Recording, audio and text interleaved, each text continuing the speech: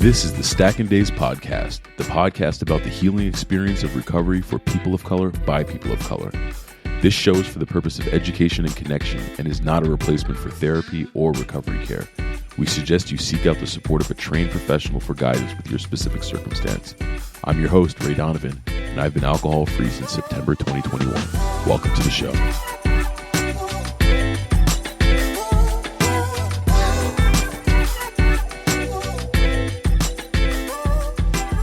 Hello, everyone. Welcome back to the Stacking Days podcast.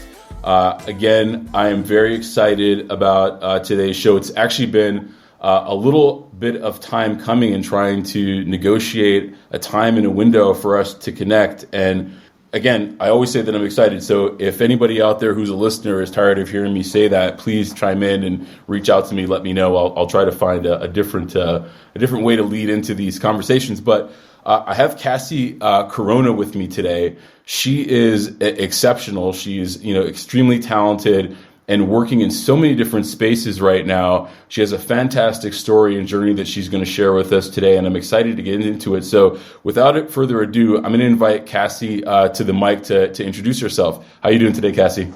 I'm doing so well. Thank you so much, Ray, for creating this space and for inviting me on. I'm so happy to be here.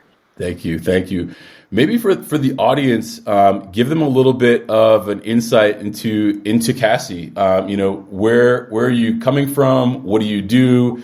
I can kind of go through the litany of the list of activities and endeavors that you're involved in. But high level, what gets you going? First, my name's Cassi, and I'm an addict and alcoholic.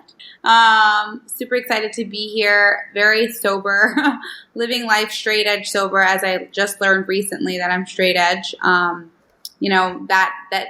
term itself is just so full, of what is that, right? There's so many questions that come up with straight edge sobriety. But for any listeners, this essentially just means that I don't engage with any type of mind altering substance.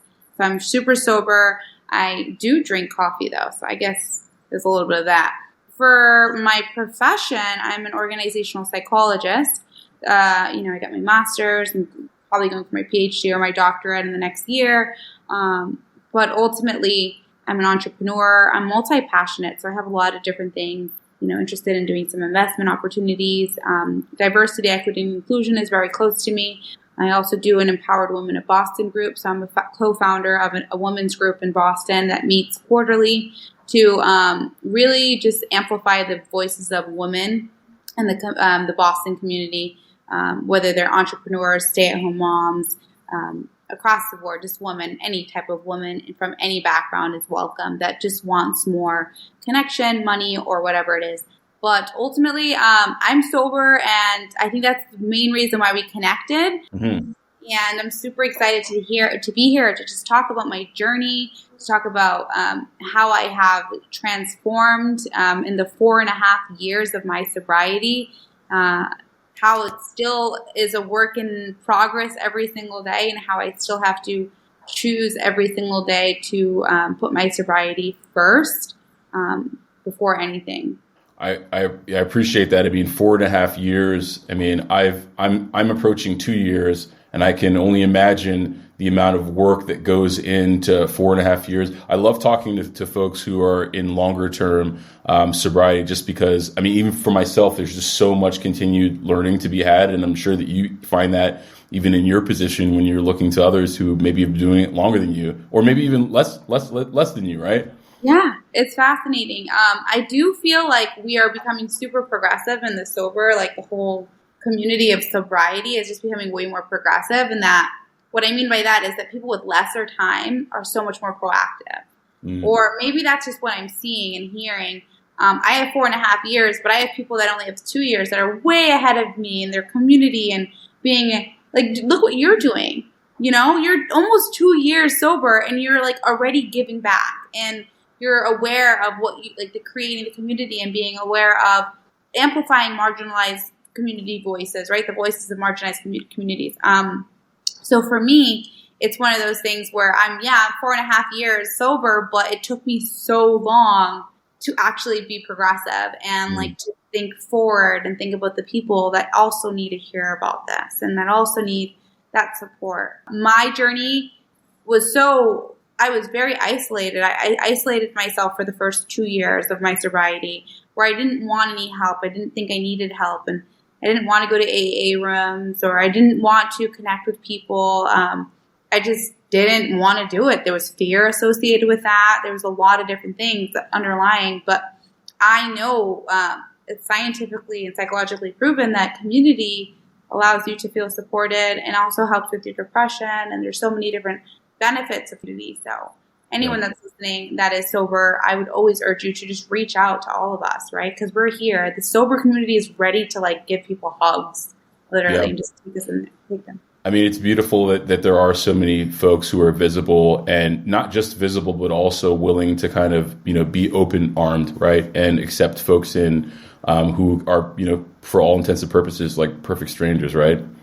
Yeah, it's amazing. I literally am just blown away by the people and how so progressive this sobriety has been.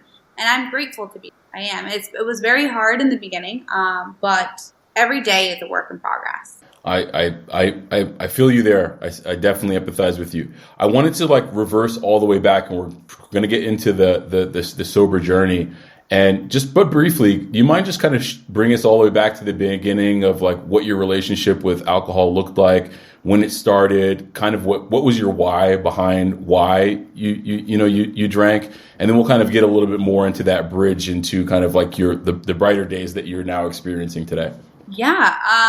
So culturally, I just never thought there was anything wrong with drinking. Like I was around it my whole life. I remember my stepdad allowing me to taste beer at a very young age of like 3 and really loving the taste of a Heineken. It was never like, I never thought there was anything wrong with it. In my culture, you work hard, you could drink hard. Right? Mm-hmm. Like I'm Latina, that's kind of like our thing. On the weekends, we get drunk. And at 1-year-old birthday parties or 3-year-old birthday parties, we're getting drunk. It's just what we do. Not all, but I will say a very large majority, and that's a part of our culture, is drinking. And so for me, it was just always something, just drinking and partying. But at a young age, I had 3 older brothers. So my older brothers, I'm the only girl, so I'm the only girl in my family. But they were older than me, so they engaged in different substances and whatnot. And I think they didn't peer pressure me or anything, but it was very easy for me to feel connected to my older siblings by utilizing drugs and alcohol. So that was really what it came down to, is just like feeling that connection with others through substance. At a very young age, I think the first time I drank, I was probably like drank was like 12 or 13. And it was just a constant thing. Anytime we can get a bottle or drink some, even if it was peach schnapps, we didn't even know what we were drinking, right? It was just like, whatever we can drink, let's drink and let's get drunk and like have a good time. That was what good time meant, is drinking. And, at a younger age than that, like 14, doing cocaine. And obviously cocaine pairs well with drinking. And so it was just a very never-ending cycle. And then when I fast forward it, just blacking out, drinking a lot, 18, 19, 20. Always had drugs that were always paired with it too. Whether it was cocaine, ecstasy, Molly, Xanax, marijuana was always something that was in my life. I loved smoking. So getting rid of all of these substances that really did suppress any of my emotions or suppress life, essentially, was something that I was very used to. So having to learn how to live with life on life's terms was something very challenging to have to deal with. But I remember drinking all the time. I drank all the time. That was like what life was about for me.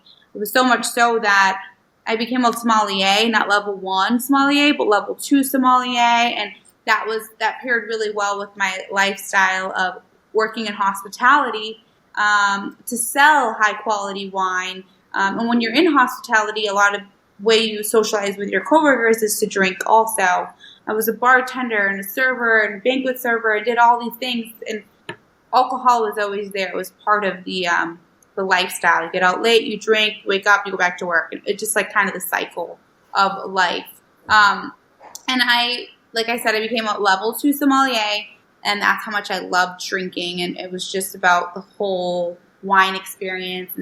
And high-end dining, fine dining was kind of like, oh, this is so much more classier. You know, you're not just drinking $3 pint Coors Lights, and you're drinking now a higher-end glass of wine and champagne. It's just like this really great facade, or like, I don't know what it is. It's just this mind game that we have when we're in that industry.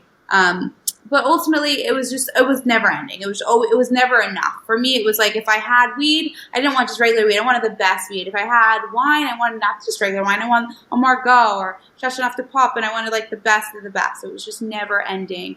And that was like that for every drug that I had. I always search for the best. And that is because that's my head. That's my headspace, just always wanting more.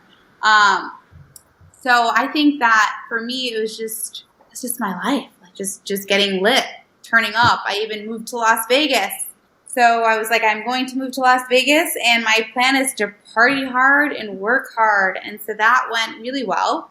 Not really, really well for the partying aspect. So I went to Las Vegas, and I worked in the hospitality industry, and I drank and gambled and partied every day of my life there. And there were many instances where I woke up in my apartment or my car not knowing how I got home.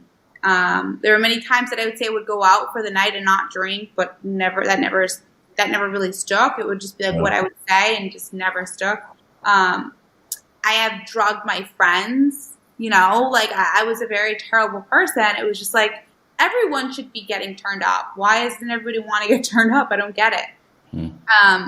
So I think that lifestyle pollutes you in some way. But that was what it was. That's who I was. And I didn't think there was any way of living other than that way. So, I mean, that lifestyle certainly paints a warped representation of what reality looks like. Because I too was very deep into the service industry, working in restaurants and hotels, and have bars and what have you for a period of time. And to your point, it's like your circadian rhythm is off. Like, you're starting work when everybody's getting off of work. When you get off work, no one else is up besides like other people in the service industry, and you kind of all go into like the usual spots to kind of see where the night takes you. And years of doing that will certainly add up.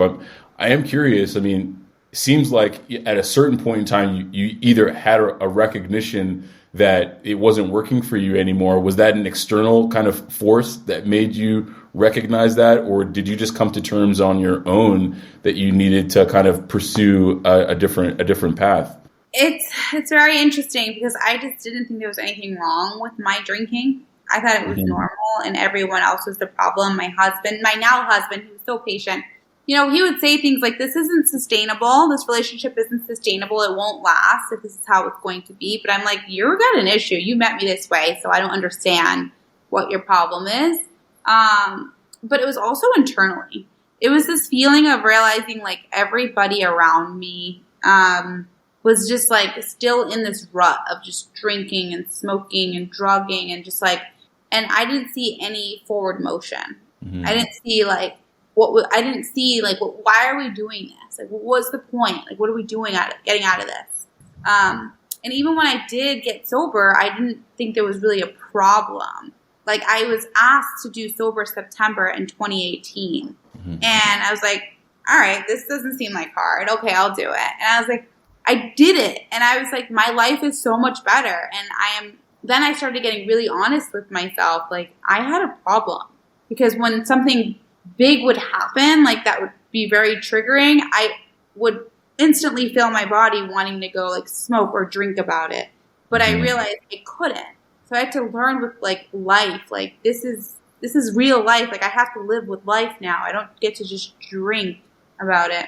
And that's when it really came up, because I still, like, when I got sober for that first month, I didn't think I had a problem.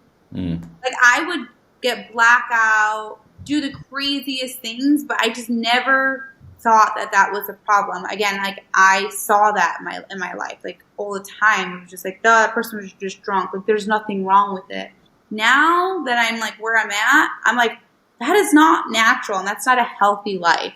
Like, I could look back, but when I was in it, I think there's probably people that are listening too. Like, there's no problem. This is what we do. This is who we are. This is what we're about. Like, what's the problem? It's then like realizing this is not the way of like a healthy person lives. This is not how I want to continue living. No. So from in September of 2018, you took that dry month. Was that your date? Have you not gone back at all to drinking since that time? Exactly. Wow. And so you basically just stumbled into sobriety and like recognized something over the course of that month by giving yourself a pause, which I think is notable, right? Sometimes you need to step away, and I understand that there are probably people who are listening to this that maybe not are in a position to step away, at least safely, medically speaking. But in your case, it sounds like without that pause, you might have continued, along the path that you were on. Absolutely, 100%. I did not think there was anything wrong with that. I did know that I was already starting to feel internally like not resentful, but just like super detached from people because people wanted to do the same thing over and over and over again. It was like, okay, we go to dinner, we have drinks, and it's like, for me, it was like, what are we doing? Like, what's next? Like, how are we enhancing our lives? Or like, what are we doing? So there was a point, and I was 28 at that time. So I already went to Vegas, I partied my ass off, I did everything. And I knew that my life wasn't working the way it should have been, but I just didn't know what it was that I needed to eliminate. And I would have never in a million years think that I would have to have eliminated alcohol or drugs. I thought that was a part of it. Like, you work hard and you party hard. Like, why wouldn't? But, why wouldn't I? But with clarity, with growth, with sobriety, I have finally just learned that is really what it is. It's getting sober that helped me and propelled me to that next level. And so I attribute all of my growth that I've had in the last 4 years to sobriety. So there's that correlation that I hold internally that now keeps me sober. When I think about sobriety and I think about the time that I've spent in sobriety, there's so much gratitude for sobriety because of all my success that I have accumulated. Yeah. So this is weird. No, I hear you. That certainly resonates. I mean, again, I'm so glad that you were able to have that experience at September of 2018 that kind of like gave you a line of sight into what was possible, right? And gave you an opportunity in the space to kind of look at things maybe a little differently because you were removed from the cloud of some of these substances that you were using. And I love to hear, and I think it's important for others to hear, that there's a direct, like, positive correlation between the time that you've put in to being and maintaining your sobriety and the success that you've had in across your life. So thanks for noting that. I wanted to ask you, so September 2018 comes and goes. You're in October of 2018 now, and you've now recognized that this life of being alcohol free is something that I want to invest more of myself into. What did you do at that point in order to kind of double down on that track? Did you involve yourself in programs? Were there certain resources that you then started looking to, or was it just strictly abstinence and kind of seeing where life took you? What was kind of your plan at that point to kind of continue to stack days, so to speak? Yeah, I just kept stacking days. And I told one or two friends, and they're like, me too, I got sober. I was like, get out. So it was even more like, this is amazing. And they're still sober with me. And their stories are a little different than mine. But I decided that is what I was going to do. And I remember at like 60 days, I got a book called Living Sober, which is a very, very good book. It's an AA book, but it's a very light read. And it helped put things into perspective. And then I just kept getting told by people, go to AA meetings. And I didn't probably go to my first AA meeting until, I want to say, like March of the next year. So like 5 months in, 5 or 6. And I went to like a couple just to go with like a friend. And also for myself too, but I was just more like trying to support them in a way, in the weirdest way. And then I was like, this is cool, but I couldn't see myself being a frequent flyer. Like, I couldn't see myself going to AA on a weekly basis. And within like 2-3 years, a lot of people were like, you need to do the steps. Like, that's why you're still feeling like a dry trunk and you're still miserable, because I would be frustrated, but everybody else was like having fun and I wasn't. I'm like, well, I can't drink. And it just brought some clarity. Like, okay, maybe I should go do the steps. Because I'm a psychologist and I'm all about like HIPAA laws and like confidentiality and understanding what that means and the severity, I've always been very scared to talk to someone in AA, because the next day they can go out and be using and then use whatever information I share with them like against me. I guess that's a fear, right? But that's really where my head goes. Like, I can't really trust these people. They're just as sick as I am and suffering. So I couldn't put myself in that position to be extremely and authentically vulnerable in AA. So I did, within the year of sobriety, I got like a therapist. I had 2 therapists, and I was putting in a lot of work at therapy. But I definitely needed that support system. So now that I'm sober for 4.5 years, I'm creating that system. Finally, I'm like creating that community. I'm creating that process of like just engaging with other people in sobriety, putting on my Instagram, I'm a sober person, to like really attract sobriety, sober individuals. It's been a process. It's never been, it's not a linear process. It's up and down. Yeah. I talk about this with so many, folks, and I think that particularly in like communities of color, vulnerability is like, self-vulnerability is hard to come by. It's just such a hard place to get to. And obviously in AA, there's a certain degree of anonymity that's supposed to come with those rooms, which I respect. But, on Instagram, there's no anonymity whatsoever, right? So you're completely exposed. And my question for you is, and you had mentioned this earlier, that the first 2 years were very kind of like self-contained for you, and you weren't very vocal, at least outwardly, when it came to, your journey.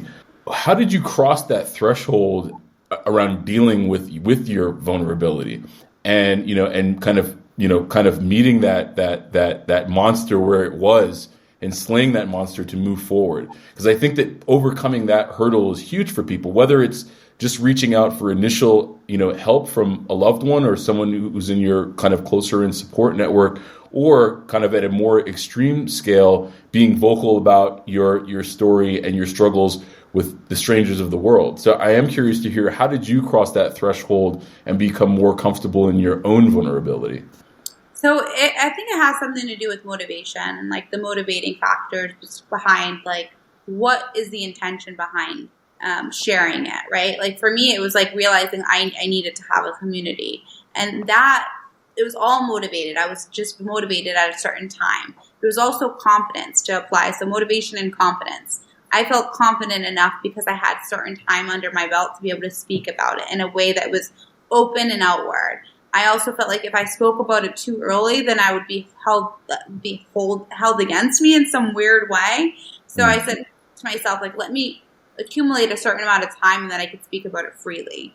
Because then it's like because I've had friends that were like 4 months sober and they were like being sponsors to people. And I'm like, it's like the blind leading the blind. And I get it. You want to help people, but it's like, I'm not even equipped to help someone because I don't have all the answers. And I get that that's a part of the process, but I just felt like it was an injustice and not fair. So for me, it was like a confidence thing of knowing like, all right, I have 2+ years under my belt. I could talk about this now. And then it was also a motivation factor of being motivated to actually find a community and to be motivated. And also knowing that I had the self-efficacy, I have the ability to really connect with others who also went through this, who have been through similar or have been through the same situation. So there was multifaceted in that regards to realizing that it wasn't just a linear situation. It was like very much complex, and knowing that the time that I accumulated really did grow my confidence to be like, okay, I could create a community now. And then I also went to the Bay Area to see a close friend, and I just saw the support that my friend had received from a sober community, like something so simple that I was just like, wow, you have all these sober friends. Like I have like 0. And I was like, I deserve this and I can totally attain this. So also seeing it from another perspective was also helpful for me to break through But I would say that the biggest confounding factor would be having time under my belt.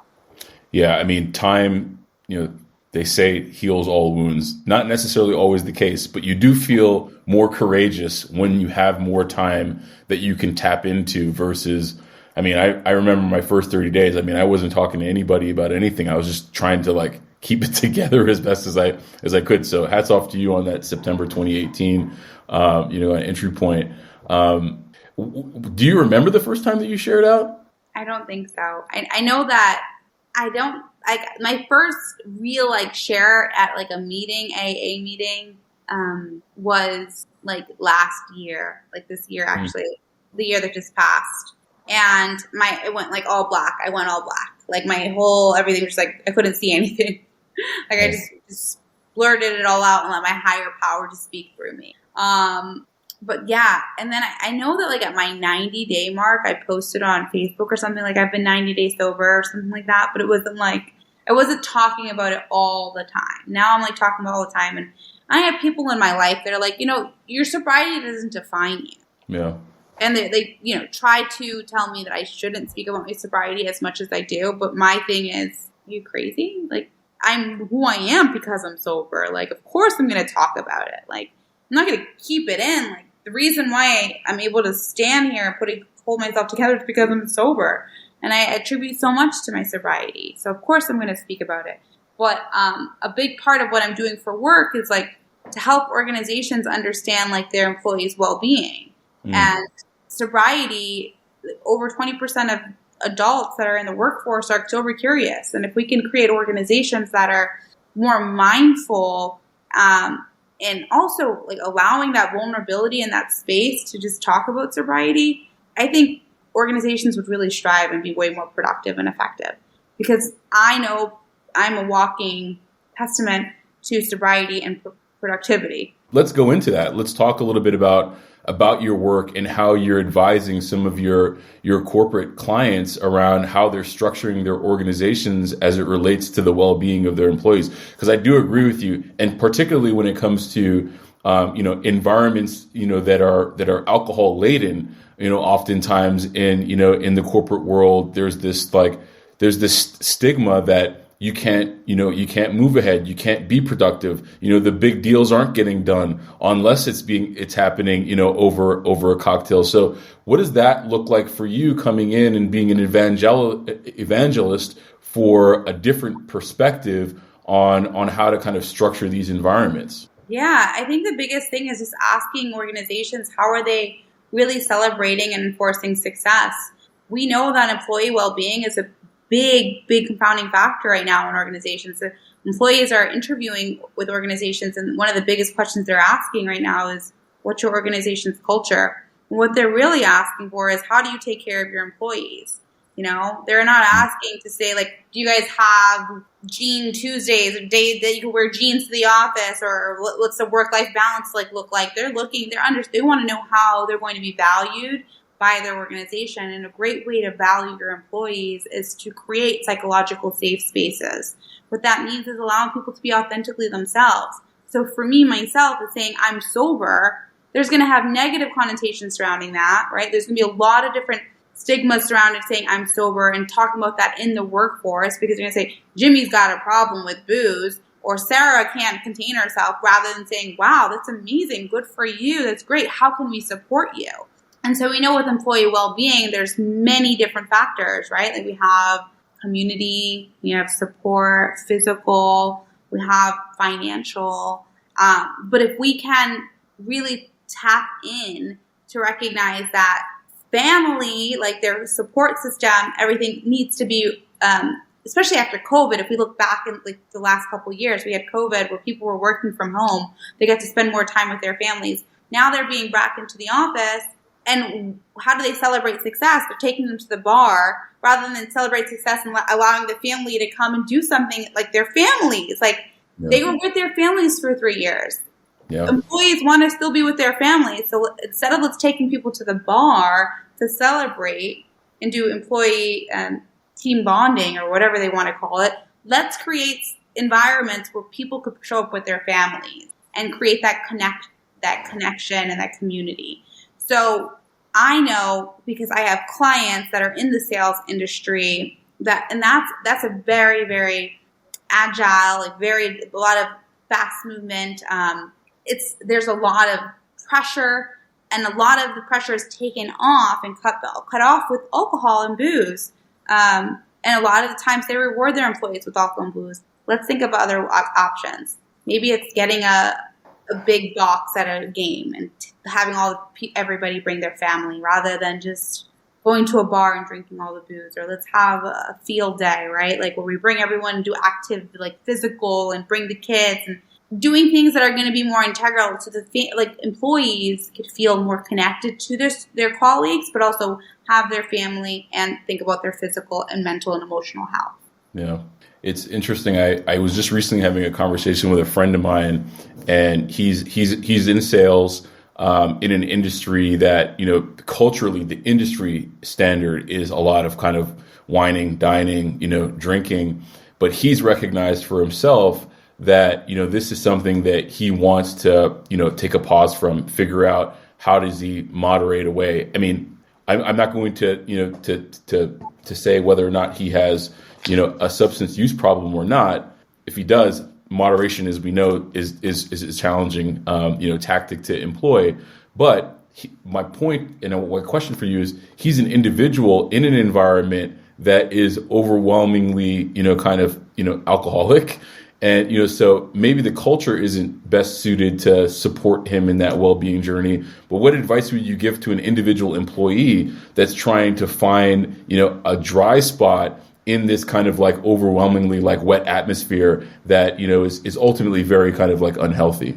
Yeah, there's so many things to say to that. I think the first thing is they're being honest with themselves first and being able to be aware of what their needs are, but also to be able to communicate that to an effective leader in a way that's going to be heard, right? Like you don't want to just say things that's going to fall upon deaf ears, but just figuring out who is the person that you could speak to about employee engagement activities and to recognize like, hey, I don't want to be in that environment. I don't think it's fair and I don't think it's inclusive. If they just use the word inclusive, every organization is trying to be diverse, equity, and inclusive right now. So if they can just put that language out there and saying, how are we going to be supporting all employees at this rate? But ultimately, the reality is they're going to be in the places that they're going to have to be triggered or tempted to drink. They need to be able to stand on their 2 feet and perhaps go to the bar first and say soda with lime and drink that and start learning how to just say, I'm taking a break from booze right now, or I can't drink right now, or I'm actually not going to drink.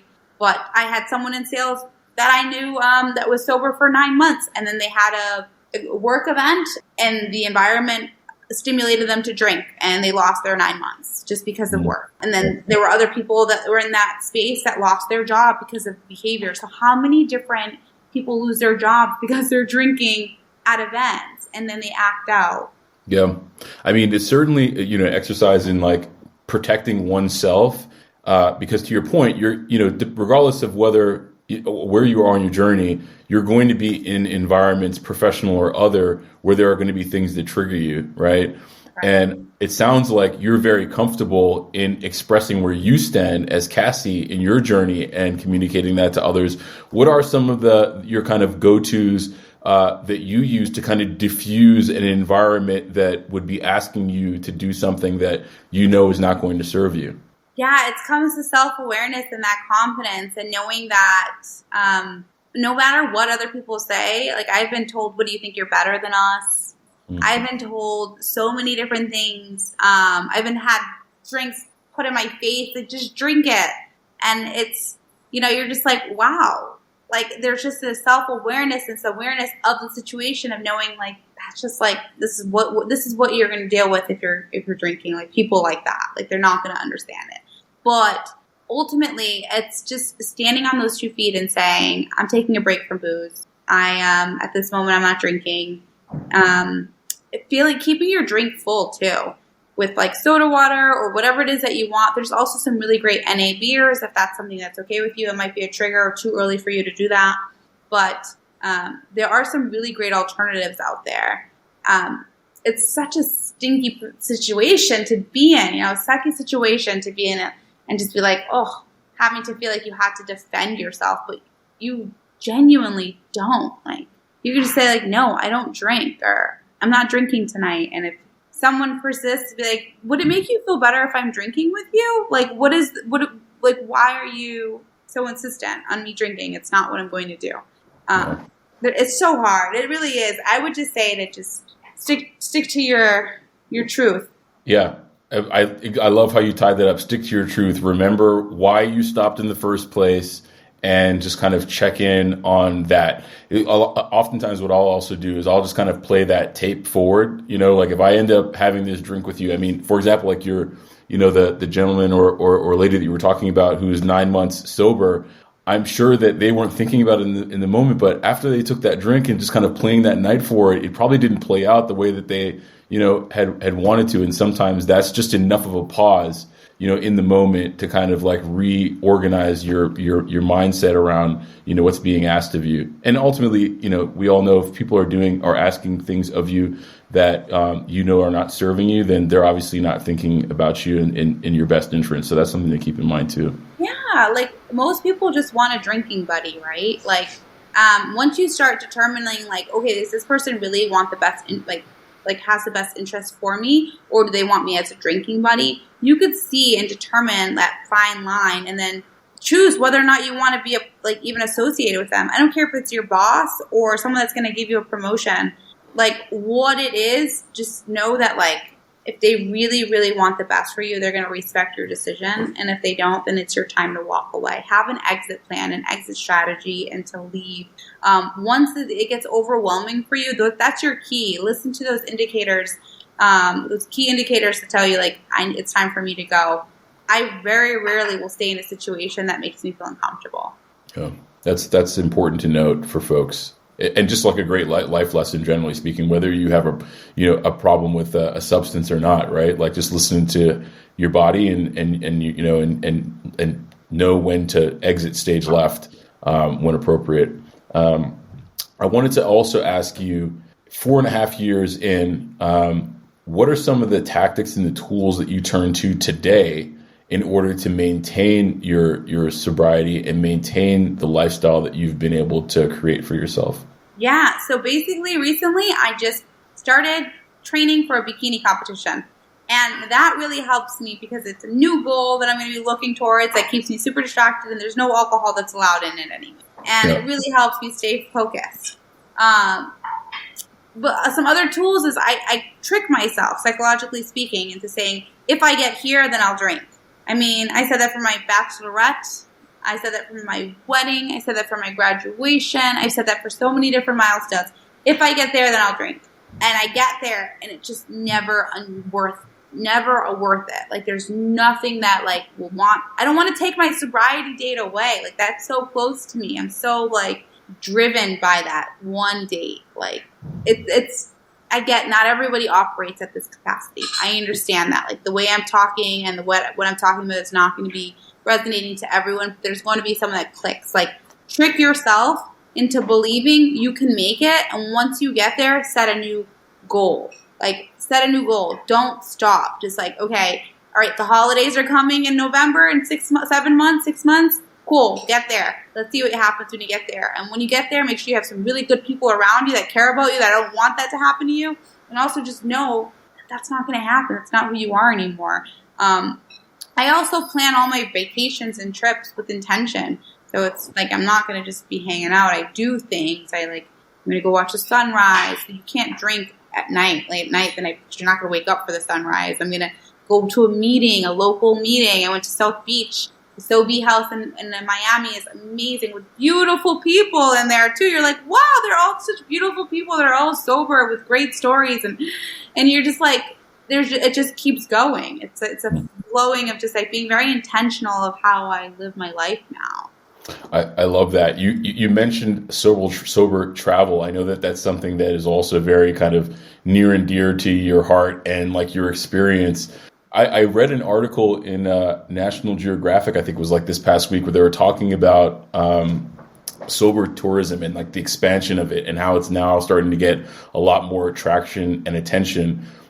You seem to be like very very much an OG when it comes to like the space and the pursuit of sober travel. Like what do you think about the experience of traveling sober versus inebriated? I mean, I know that like, you know, a lot of folks when they have an opportunity to take a vacation, they're traveling, whether it be beach or whether they're going to, you know, an interesting city. I mean, alcohol is part of that experience, but you figured out ways to curate really meaningful experiences without that being part. Like, what are some of like quick kind of rapid fire tips that you would give someone who's looking to like curate something a little bit more mindful for themselves, you know, in their travels? Yeah, I think just being extremely intentional, set your intentions beforehand, research some like cool AA rooms. Like when I was in London, I was like, I want to go to a cool AA room, you know, like I didn't get to go, but like just being very intentional of like, I'm still going to stick to my sobriety. I would say definitely gratitude is a big one too, being very grateful for like the opportunity to travel. I traveled so much annihilated and inebriated, and it was the same story in every different state, city, country that I traveled to. Just getting drunk, waking up hungover, laying by the pool, ordering more, drinking shots, drinking. Now it's so much more meaningful. There's so much more opportunity. There's just even, it's like wellness travel. Like there's so much you can do and like jam pack your day that's gonna be so much more fulfilling and like fruitful. There's just so much to like the world has to offer. And like now when I travel, things are so beautiful. And I'm like, oh my God, that was such a beautiful like palm tree. And they're like, I'm like, no, but that was so nice. I'm like, I was in Costa Rica and I was like, I really want to see monkeys. And the monkeys came out and like gave me a show. And I was like, this is absolutely it. Like if I was drinking, I would have never seen this monkey like tear apart an iguana and start eating it and running me, you know, like crazy things, or a sloth just moving. And you're there for it all. Yeah, and I'm like that. And like my friend to this day is like, Cassie's insane. Like the way she appreciates life. Like I live in Boston and I drive and I'm like in love with my city. The architecture. I'm like, this is so beautiful. And I'm literally, I think I've made a reel once that the best high is the sober perspective. I love that. The best high is the sober. Like you are just so. Like there's just a beauty to it. And I'm not like trying to make it seem like it's roses and rainbows only, because it's really hard. There's a lot of struggle, and there are moments that I didn't think I was going to make it to where I'm at right now. But, you know, I'm here and I'm just grateful for it. But every day, and I still think about it, like, I really wish I could have a glass of champagne. The summer's coming. Some champagne and oysters sounds so good. You know, no, I can't. It's not like my life anymore. You're probably bound to get more appreciation out of a monkey tearing an iguana apart than that glass of champagne. So I guess you want to stick in there for those moments, right? Because those are priceless. Yes, it's beautiful. It's like life is beautiful when you're sober, and the lens is amazing. I love that. I mean, I feel like I could talk to you for hours, but I want to be mindful of your time. So I'm going to start wrapping our conversation up. I have two questions that I'd like to close it out with. One is a little bit of a softball. One's a fastball. I'll give you the fastball first, just in case you require a little bit more time to get at it. But in like some of your darkest days and moments where you were struggling kind of leading into September of 2018, you know, how would someone around you have known that you were struggling, even though you weren't explicitly communicating that to anybody, you know, at the time? I would say that it was the consistent lifestyle of just like constantly being annihilated every single night. And just like the same, like somebody should have known I was. And I think a lot of people were, but they were just enabling it. But from the outside looking in, right? Like if I were to look at it that perspective, it would be person that's sleeping late, someone that's just like working and like not having any drive or passion, inability to stay true to their word, you know, like the inability to like follow through. Like now I know when my friends are falling off, because I'm like, you're acting like an addict. Like you said 5 o'clock and you're not even here, and it's been 3 days and now you're calling me. Like that's some weirdo stuff. Like who operates like that? So for me, it's like, because when you're sober, you're like way more present. So you know what you're doing. But if you're like, you're not. You're just like, oh yeah, I was supposed to do that. Like, yeah, it's because you're... Nothing's a big deal. You know? Yeah, like, okay, fine, great, live like that. Yeah. But I would say that those are the key points. Okay. I appreciate that. second question I have is, if someone's listening to this show, this episode, and they're on the fence, they've maybe identified that they're struggling and they want to address it, but they don't necessarily know the first step that they could even take. What would you suggest to that person? I would say the first step you could take if you're struggling is to ask yourself why you're struggling. It all starts internally. Like, I'm not going to tell you to go pick up a phone and to go look at a magazine or to read listen to a podcast or read something. I'm going to ask you to look within. Like, why are you struggling? Be honest with yourself. And that answer might be like, I don't know. My life is uncontrollable. And then ask yourself again, like, why? And then also just keep doing this internal assessment to really get to that root of it. And then you're going to find whether it's the substance abuse, which it probably not 99% it probably is, but I'm not going to make that assessment for you. And once you do, then you have to make the next choice of asking for some help and looking for those resources to help you stick to it. There are so many apps out there. There are so many options. But the first step you want to do is to look within and ask yourself that question. Why do I feel this way? And be honest with yourself. Yes. Yeah. And then write that down, because you're going to come to moments where you're like, oh, if you are sober, I'm fine. And then you want to go back to that feeling of where you were, because it's easy to just forget. And then the universe will keep putting the same situation in front of you until you learn your lesson. Yeah. I love that, that tool. Write it down, because, these things are fleeting sometimes, particularly for someone who doesn't have mental clarity. Right. Mm-hmm. So I appreciate that call out. Cassi, where can folks find you today if they want to get more of your knowledge, what you're up to, how you're contributing back, and, being a service and being an entrepreneur? Yeah, please follow me on Instagram at The Real Cassi, and it's spelled the REELCASSI. So it's The Real Cassi. You could always just follow, inbox me, let me know you're following me so we could stay connected. I'll follow back. And I also have Not Your Drinking Buddy podcast too, so listen to that. Yes, please listen to her podcast. I've listened to a few episodes. They're pretty awesome. Yay! And I'm so grateful for you. Right. Well, thank you. Thank you. Well, thank you for spending some time with me. I know it's late by you, and I'm sure you have some gains to go gather at the gym. So let me let you go. But again, really do appreciate your time, and let's stay connected. Okay. Yes, of course. All right. Awesome. Thank you.